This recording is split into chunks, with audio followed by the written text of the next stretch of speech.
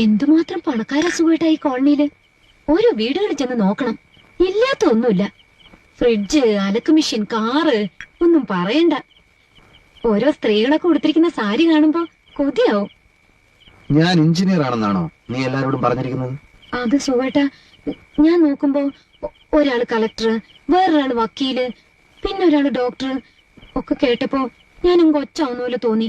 അതുകൊണ്ട് പറഞ്ഞു പോയതാ. ഇനി സുഖേട്ടനായിട്ട് അത് തിരുത്താനൊന്നും പോണ്ട. ആരറിയാനാ? അതൊക്കെ പോട്ടെ. എന്നിട്ട് ഈ അലക്ക് മെഷീൻ ഉണ്ടല്ലോ, നമ്മൾ തുണിയിട്ട് ചുമ്മാ ഒരിടത്ത് ഇരുന്നാ മതി.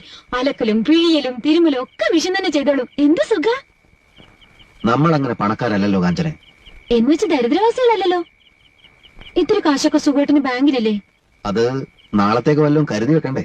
ഇന്ന് സുഖമായിട്ട് ജീവിക്കാതെ നാളത്തേക്ക് കരുതി വെക്കുന്നതിൽ ഒരർത്ഥമില്ല സുഖേട്ടാ. ഒടുക്കം വയസ്സുകാലത്ത് ഖേദിക്കേണ്ടി വരും.